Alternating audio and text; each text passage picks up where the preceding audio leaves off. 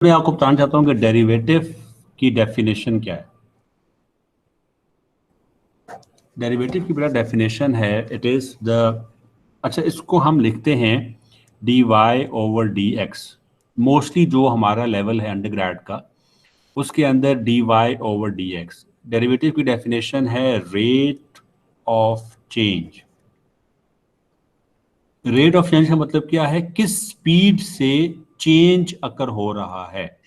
What is the rate at which the change is being taken place? Is being taking place? अच्छा, अब dy over dx का मतलब क्या होगा इस केस में? सर मतलब ये, चेंज चेंज किस में सर? हाँ चेंज किस में, उसी पे ऊपर आ रहे हैं अभी। अब dy over dx, rate of change इसमें विद रिस्पेक्ट टू दिस, यानी कि अगर हम x को चेंज करें तो y में कितना चेंज आएगा। ठीक है, आप जो सवाल पूछ रहे हो ना बेटा, ये बड़ा इंपॉर्टेंट सवाल है कि चेंज किस में। अगर हम x को चेंज करें तो y में कितना चेंज आएगा। अगर हम x को, अगर x पहले 1 था और हम इसको 2 कर दें तो y में कितना चेंज आएगा। क्या y जो है वो 4 से 7 हो जाएगा, या y जो है वो 5 से 6 हो जाएगा, या y जो है वो 5 से -5 हो जाएगा। क्या चेंज आएगा if we change 1 unit change in from this to this, तो हमारे पास y में क्या चेंज आएगा। क्या रेट है चेंज का, चेंज किस स्पीड से अगर हो रहा है in y if we change x। Is that okay? Okay sir. Rate of change. अच्छा, मैं आपको इसका मानी मतलब भी बताऊंगा इन इन अदर टर्म्स। मैं आपको एक सिंपल सी एग्जांपल देता हूं। लेट्स कंसिडर के let's say rate of change inflation है। मैं ये एग्जांपल दे रहा हूं, ठीक है। Rate of change of inflation with respect to the price, petrol price. This is what it rate of change means. How inflation कितनी increase होगी अगर हम पेट्रोल की प्राइस में इजाफा करेंगे या कम करेंगे, तो इन्फ्लेशन में क्या चेंज, कितनी चेंज आएगी, उसका रेट ऑफ चेंज क्या होगा। This is what it means, this is how we can calculate. अच्छा, एक बहुत ही आसान सी एग्जांपल जो कि हम लोग पहले फिजिक्स वगैरह में पढ़ते भी रहे हैं। स्पीड, रेट हम क्या कहते थे, देखो वेलोसिटी क्या होती है जी, रेट, ये डेफिनेशन आपने शायद पढ़ी हो, rate of change of speed. Speed किस किस तरह स्पीड के चेंज होने का विद रिस्पांस। अब change of speed with respect to time, यानी कि जब हम इसका d/dt निकालते हैं, यानी कि स्पीड का रेट ऑफ चेंज क्या है विद रिस्पेक्ट टू टाइम, तो उसको हम वेलोसिटी कहते हैं। इसी तरह वेलोसिटी का d/dt ऑफ वेलोसिटी जो होती है उसको हम एक्सेलरेशन कहते हैं। बट नॉनदलेस इसका मतलब, ये डेफिनेशन इसकी है डेरिवेटिव की, it is the rate of change of y variable with respect to x, हमारे लेवल पे, राइट। तो y कुछ भी आप ले सकते हो, x कुछ भी आप ले सकते हो। Like it can be inflation, it can be petrol, it can be for example speed, and it can be time. So anything, y and x are two variables. अच्छा, y और x आपस में they will be related, they have to be related. For example, ये देखो हमारे पास हमेशा जो function होता है, हम लिखते हैं y is equals to x square, यानी कि y and x they both are related in this way. Y is equals to x square plus 2x plus 5 over 3. Now y and x they are related with this equation in this sir way. कुछ ऊपर कर दें। y and x they both are related in this way. Important चीज ये दोनों related होने चाहिए। अगर रिलेटेड नहीं होंगे तो फिर क्या होगा, तो फिर ये होगा कि इसके ऊपर कोई फर्क नहीं पड़ेगा, इसको जितना मर्जी आप चेंज कर लें, इसके ऊपर कोई फर्क नहीं पड़ेगा, y पे कोई फर्क नहीं पड़ेगा। अगर x और y आपस में रिलेटेड नहीं है। ये ऐसे ही है, देखो इससे मतलब ये है, लेट्स से अमेरिका में एक यूनिवर्सिटी के अंदर एक प्रोफेसर पढ़ा रहे हैं, उनका अच्छा पढ़ाने या बुरा पढ़ाने से मेरे स्टूडेंट्स की पढ़ाई लिखाई में कोई फर्क नहीं पड़ेगा, because they are not related. So rate of learning of my students will have no effect with the quality of teaching of another professor in another class. हाँ, अगर ये related हैं, if the another professor is somehow related with my class, then there are chances कि उनके अच्छा या बुरा पढ़ाने से मेरे students की learning में फर्क पड़ेगा. I'm only making one point, and that is both of these y and x, they should be related with each other. अगर ये रिलेटेड होंगे तब इसको चेंज करने से इस पर फर्क पड़ेगा, अगर ये रिलेटेड नहीं है तो इसको आप बेशक इंक्रीज कर लें, बेशक डिक्रीज कर लें, इसकी सेहत पे कोई फर्क नहीं पड़ेगा। जी, क्वेश्चंस प्लीज। मैंने बेटा नेसेसरली इसके अंदर दो चीजें बताई हैं। एक चीज तो ये है कि डेरिवेटिव होता क्या है, और दूसरी चीज जो बताई है वो ये है कि जिसका हम डेरिवेटिव निकाल रहे हैं with respect to another variable, the both of the variables should be related to each other. If they are not related तो उनका कोई फायदा नहीं होगा। सर डेरिवेटिव से भी नहीं कहते हैं जो हमें फंक्शन का स्लोप बताता है। हाँ, बिल्कुल यही है, बिल्कुल एग्जैक्टली वही है। डेरिवेटिव की एक और डेफिनेशन ये है, the slope of a curve. Derivative ये भी बताता है, the slope of a curve भी बताता है। ठीक है, ओके। नाउ डेरिवेटिव हमने कहा जी, डेरिवेटिव ये हो गया, डेरिवेटिव वो हो गया। अब डेरिवेटिव को निकालते कैसे हैं? Let's find out how can we. अच्छा, डेरिवेटिव को हमने देख लिया कि डेरिवेटिव को हम लोग लिखते ऐसे हैं, डी ओवर डी एक्स, और ये हमारा दूसरा वेरिएबल वाई। कुछ लोग इसको जल्दी में d y over d x भी दे देते हैं, इट डजंट मैटर, ये इसको इक्वली गुड समझा जाता है। अब इम्पोर्टेंट सवाल ये है कि इसको कैलकुलेट कैसे किया जाता है, फाइंड आउट कैसे किया जाता है। तो अच्छा, अब d y by d x, हमारा अक्सर जो y है वो इस फॉर्म में लिखा होता है, y is equal to f of x. तो इसको कुछ ऐसे भी लोग लिखते हैं, d over d x of f of x. अच्छा, कुछ लोग इसको ऐसे भी कहते हैं, यार ये बड़ा मुश्किल खाता है, तो उसको हम ऐसे लिख लेते हैं, f bar of x, f dash x is also is equals to d y over d x. दोबारा देखिएगा ये चीज,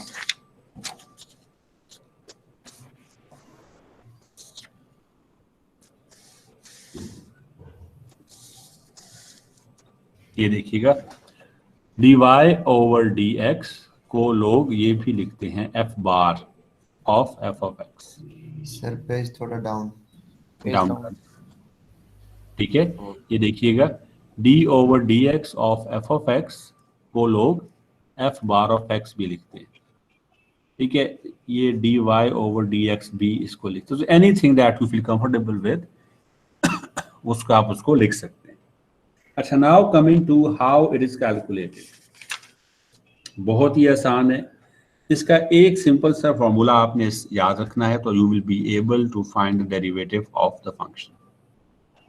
तो फॉर्मूला क्या है कि अगर आपके पास एक फंक्शन गिवन है, जेनेरिक फंक्शन कुछ इस तरह का, x raise to power n function है, x raise to power n given है, और आपको कहा जाता है कि इसका डेरिवेटिव फाइंड आउट करें। f बार ऑफ x, हम क्या करते हैं, सबसे पहले इसकी रिक्वायरमेंट ये है कि आप इस पावर को इससे मल्टीप्लाई करें, nx, और फिर इसकी पावर में से एक माइनस कर दें, तो ये इसका डेरिवेटिव है। अच्छा, अब एक और चीज नोट कीजिएगा, मैं आपको इसकी एग्जांपल देता हूँ। For example, f of x is equals to x square,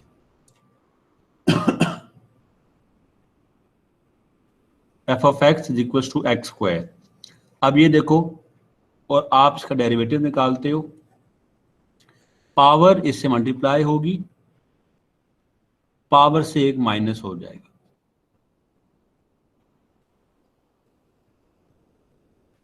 तो ये बन गया, इसका डेरिवेटिव बन गया, एक्स स्क्वायर का डेरिवेटिव 2x है और वो इस तरह आया इस फॉर्मूला से। ये क्वेश्चन पूछे स्पेशली वो स्टूडेंट्स जिनका मेडिकल बैकग्राउंड है। Sir, can you please move the paper to the left? अभी ठीक हो गया बेटा? Yes, sir. एंड बेटा if any of you using mobile तो प्लीज उसको लैंडस्केप में यूज करें ताकि आपको पूरी स्क्रीन जो है हमारी नजर भी आ सके। अच्छा मुझे बताएं, ये इस फॉर्मूला से do you people now know how to calculate the derivative? Yes, sir. Very good. अच्छा अब मैं आपको दो चार आसान से सवाल दूंगा जो कि आप लोगों ने एज अ प्रैक्टिस अभी करनी है, और फिर मैं उसका सलूशन दूंगा और फिर हम आपस में मेरा सलूशन और आपका सलूशन हम मैच कर लेंगे, अगर कोई डिस्क्रिपेंसी हुई तो उसको डिस्कस कर लेंगे। सो पहला सवाल आसान सा, एफ ऑफ एक्स इसका डेरिवेटिव निकालना है, एक्स स्क्वायर अगर मैंने निकाल दिया x cube, f of x is equals to x raised to power minus 2, f of x is equals to x raised to power 1 over 3, f of x is equals to under root x। ये चार सवाल हैं, इसका आप लोग derivative निकालें और आप लोगों की हेल्प चाहिए होगी। Let's match our solutions. f of x is equals to x cube, सबसे पहले ये पावर है, पावर इधर साथ मल्टीप्लाई होगी, 3x पावर में से 1 माइनस होगा, ये मेरे पास आ जाएगा 3x स्क्वायर। तो इसका derivative f of x x cube का डेरिवेटिव ये बन जाए। Then we have f of x equals to x raise to power minus 2, इसका डेरिवेटिव पावर मल्टीप्लाई होगी, पावर में क्या है, पावर माइनस 2 है, माइनस 2 मल्टीप्लाई हो गया x के साथ और पावर में से 1 माइनस हो गया, ये बन गया minus 2 x raise to power minus 3।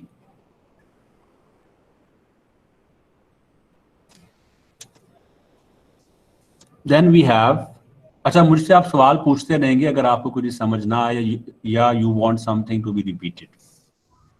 Okay sir.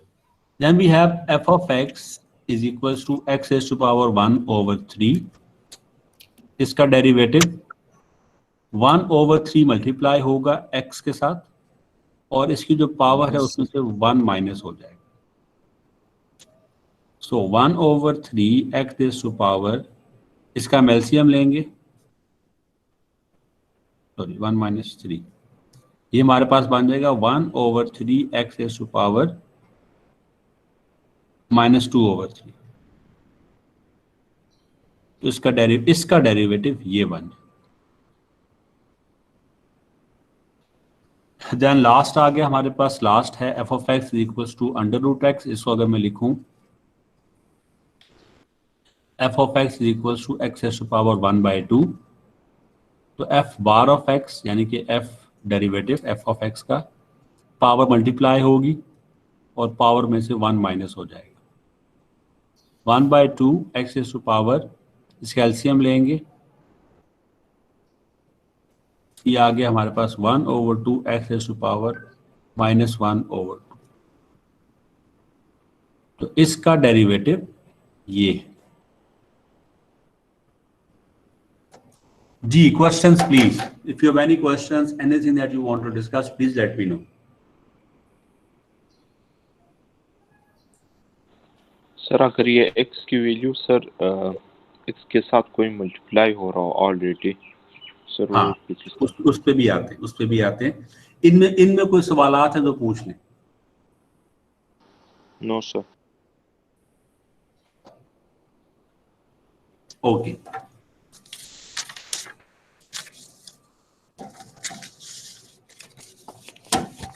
अब थोड़े से सवालात दोबारा मैं अब आपको दे रहा हूं, लेकिन पहले मैं आपको एक नई चीज भी सिखा देता हूं। फिर एक बात आपने याद रखनी है कि the derivative of a constant is 0। Yes. So अगर मैं कहूं कि जनाब मुझे आप ये एक फंक्शन है 2 f of x equals to 2, इसका डेरिवेटिव निकालें। आपने देखना है यार ये 2 है, इसके साथ कोई वेरिएबल नहीं है, तो इसका डेरिवेटिव 0 लिख देना। एक और सवाल, f of x is equals to -5000, this is again a constant, इसका डेरिवेटिव इज 0। बस एज सिंपल एज दैट। अब जो सवाल अभी मुझसे पहले पूछा गया था उसके ऊपर भी मैं बात कर लेता हूं। एक फंक्शन है f of x is equals to 2x², इसका डेरिवेटिव निकालें तो हम निकालेंगे f bar of x is equals to, ये 2 इधर ही रहेगा, इसका डेरिवेटिव इस ये वाला 2 इधर आ गया, x पावर में से एक माइनस हो गया, तो 2 इंटू 2x1 ये हो जाएगा 4x, तो 2x² का डेरिवेटिव 4x। सर ये मल्टीप्लिकेशन रूल हो गया ना? नहीं, मल्टीप्लिकेशन या प्रोडक्ट रूल जो है वो आगे आ रहा है, थोड़ा सा आप वेट कर जाएं तो इंशाल्लाह प्रोडक्ट रूल भी आपको बताते हैं। ये वाला अगर आप इसको कोई रूल कहना चाहते हो तो ये it is the multiplication of the function with the constant. ठीक है, ये कांस्टेंट का डेरिवेटिव और ये कांस्टेंट जो वेरिएबल से मल्टीप्लाई हो रहा है तो उसका डेरिवेटिव ऐसे निकलेगा। एक और सवाल, f of x is equals to 2x raise to power 1/3, इसका डेरिवेटिव निकाल। सो 2 आ गया बाहर, इसका डेरिवेटिव कैसे निकलेगा? 1/3 मल्टीप्लाई पावर मल्टीप्लाई हो गई x के साथ और पावर में से हमने एक माइनस कर दिया। सो 2 1/3x, एलसीएम लिया 1 - 3/3, ये बन गया 2/3 x, इसको किया तो -2/3, तो इसका डेरिवेटिव ये बन गया। अब एक और सवाल करते हैं, f of x is equals to 4x³ plus 2, इसका derivative f bar of x, 4 बाहर आ गया, पावर मल्टीप्लाई हो गई, प्लस 2 कांस्टेंट है, इसका डेरिवेटिव 0 आ गया। 4 इंटू 3 12 हो गया, x 3 - 1 2 हो गया, तो इसका डेरिवेटिव बन गया 12x²।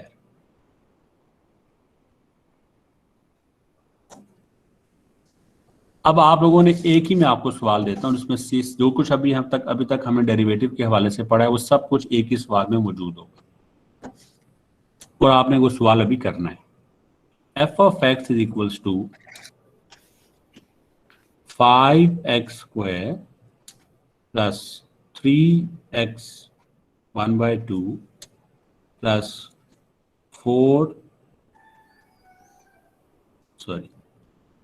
x/4 plus 2। चलें जी, अब इसका डेरिवेटिव निकालें। On to the solution, f bar of x, ठीक है, इसका डेरिवेटिव 5 तो बाहर आ गया, पावर से मल्टीप्लाई हो गया, पावर में से माइनस हो गया, 3 बाहर आ गया, पावर से मल्टीप्लाई हो गया और पावर से 1 माइनस हो गया, 1/4 बाहर आ गया, पावर से मल्टीप्लाई हो गया और पावर से माइनस हो गया, 2 का डेरिवेटिव 0 है।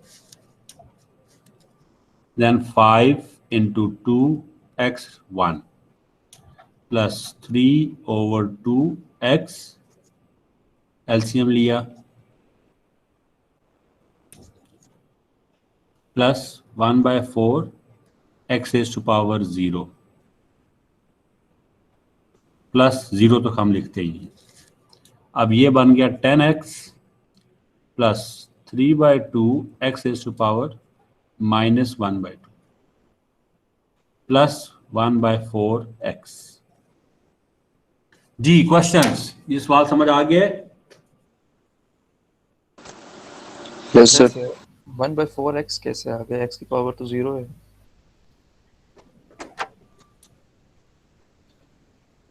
आप बिल्कुल ठीक कह रहे हो, अभी मैंने करेक्ट कर दिया, ठीक हो गया। हाँ, इसमें एक और चीज भी अच्छी बात है विद जो इन्होंने अभी करेक्शन करवाई है। इसमें हम एक और चीज भी मैं आपको बताना चाहता हूँ जो कि बिल्कुल रेलिवेंट है, जो कि शायद कुछ स्टूडेंट्स को ना पता हो। एक्स रेज़ टू पावर 0 का मतलब ये है 1 1।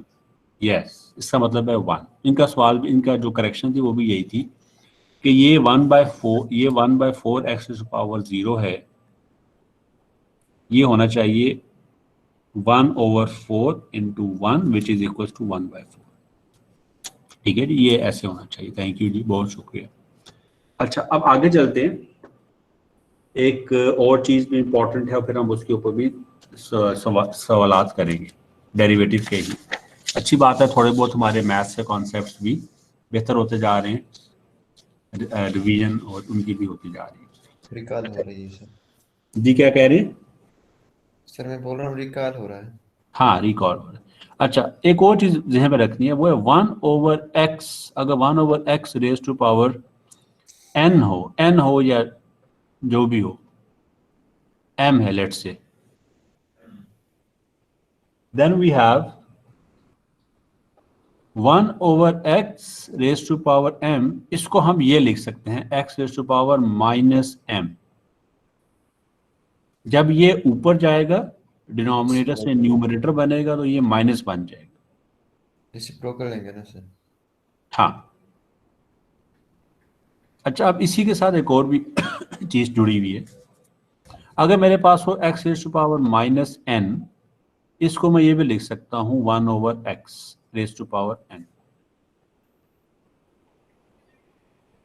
ठीक है, यानी कि अगर न्यूमरेटर से डिनोमिनेटर करेंगे तो पावर के साथ माइनस मल्टीप्लाई हो जाएगा। अगर डिनोमिनेटर से न्यूमरेटर में मूव करेंगे तब भी पावर के साथ माइनस मल्टीप्लाई हो जाएगा। एक दो सवालात और भी देखते हैं। ये देखें, x raise to power n है, इसको मैं न्यूमरेटर में कन्वर्ट करूंगा तो माइनस मल्टीप्लाई होने पावर मल्टीप्लाई हो जाएगी। इसी तरह ये मेरे पास डिनोमिनेटर में है एक्स रेज़ टू पावर 5, जब इसको मैं न्यूमरेटर में करूंगा तो ये हो जाएगी एक्स रेज़ टू पावर -5। इसी तरह एक्स स्क्वायर है,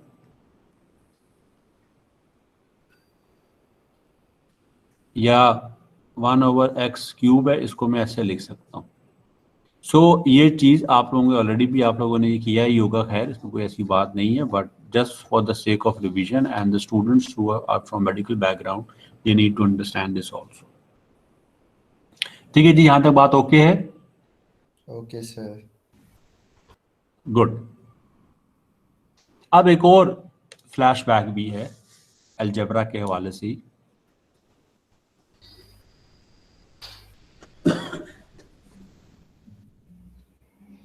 अब जब कभी भी आपके साथ ये हो और यहां पे 5 लिखा हो, 6 लिखा हो, 1 लिखा हो, 2 लिखा हो, तो ये चीज बराबर होती है x रेज़ टू पावर 1/5 के। अच्छा, इंपॉर्टेंट चीज ये है, द डिफरेंस देखिएगा। अगर 5x लिखा हो तो इसका मतलब ये है, लेकिन जब ये 5 इसके अंदर लिखा होगा, जैसे कि इसमें लिखा हुआ है, तो फिर इसका मतलब ये होगा। अब अगर मैं आपको एक देता हूं सवाल अंडर दी, अच्छा हाँ, अब अगर खाली ये लिखा हो, खाली ये, इस पे कुछ भी ना लिखा हो, दैट मीन्स दिस।